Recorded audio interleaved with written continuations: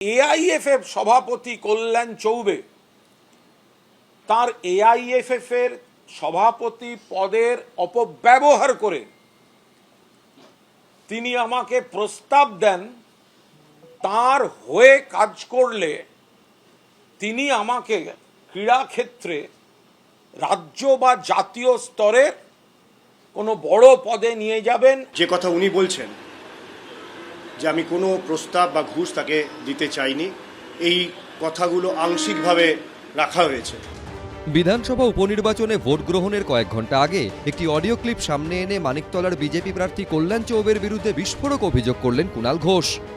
কুণালদা, আপনার কাছে খুব অনুরোধ করছি, আমি যদি এখান থেকে বিধায়ক হতে পারি, আমার মনে হবে যে সেখানে আপনার একটা বৃহৎ ভূমিকা থাকবে। আমি বলি যে যদি কৃতজ্ঞতা স্বরূপ যদি ভবিষ্যতেও কখনো খেলাধুলায় সে সর্বভারতীয় পর্যায়ে হোক কি রাজ্য পর্যায়ে হোক কোথাও আপনার মনে হয়, আমি আপনাকে অ্যাকোমোডেট করার চেষ্টা করব। থ্যাঙ্কস, আপনি বলেছেন, আমার খুব একটা ওসবে আগ্রহ নেই।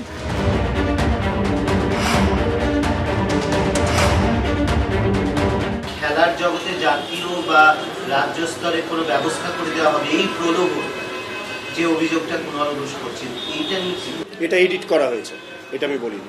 উনি বলেছেন অংশ বিশেষ, আমি 100 বার বলছি, আমি তো নিজেই বলেছি অংশ বিশেষ। আপনারা যদি বলেন আমি কালকে বিকেলে বাকি ভিডিওটা দিয়ে দেব।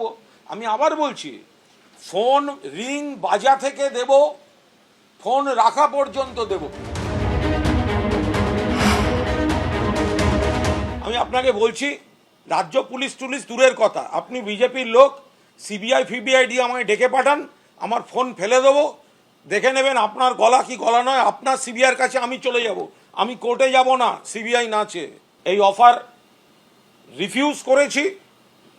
আমি আপনাদের সামনে, সকলের সামনে এটা ফাঁস করে দিয়ে আপনাদের জানিয়ে দিলাম, এই হচ্ছে বিজেপি, এই হচ্ছে কল্যাণ চৌবে। কিছুদিন আগে উনি বিজেপিতে আসতে চেয়েছেন এবং আমি আপনাকে বলে দিচ্ছি খুব দায়িত্ব নিয়ে এই মাসের শেষের দিকে উনি পশ্চিমবাংলার বাইরে মিটিং করবেন বিজেপিতে যোগ দেওয়ার জন্য, এবং তিনি কি পরিকল্পনা করছেন সেই তার আংশিক কিছু বিষয়ে তিনি আমাকে উনি বলাতে আমি ফোন করেছি।